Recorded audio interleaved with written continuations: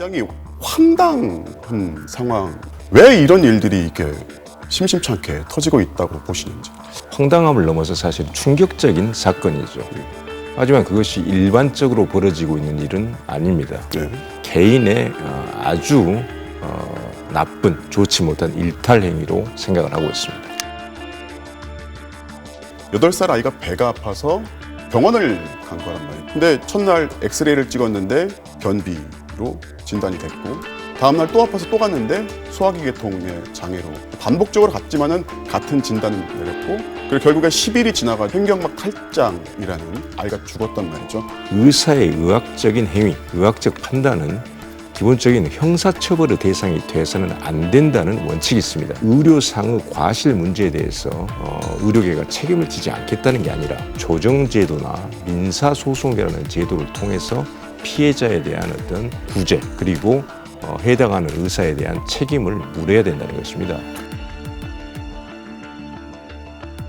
환자를 살릴 수 있는 가능성에도 불구하고 의사가 수술을 하는 과정에서 법정에 서서 어떤 소송, 자기 어떤 책임을 면책하는 어떤 그런 근거를 남겨야 된다. 그런 어떤 생각을 가지면서 수술에 임하게 되면 다양하고 이런 어떤 과감한 시도를 하는데 제한이 생길 수밖에 없다는 얘기죠. 환부가 노출되고 신체 부위가 노출이 됩니다.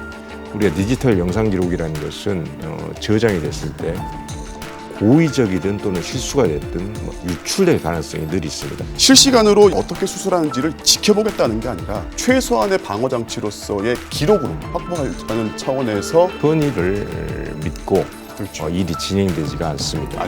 결과가 좋지 않을 때는 민사소송, 심지어 형사고발로 대개는 이어지게 됩니다. 가장 유력한 증거자료로 제시되는 수술실의 CCTV가 녹화되고 있는 가운데 과연 의사가 최선을 다해서 수술을 할 수 있겠는가? 이 진료 현장의 현실은 누구보다 우리 의료계가 잘 알고 있는 것이고, 불신감을 해소시키는 게 협회에서는 제일 우선을 둬야 될 게 아닌가. 환자 동의를 받은 경우에만 지금 이거를 CCTV 녹화를 하고 있지 않습니까? 의사는 그런 환자의 어떤 가장 내밀한 사적 정보에 해당하는 진료 정보를 보호해야 될 의무도 있다는 것이죠.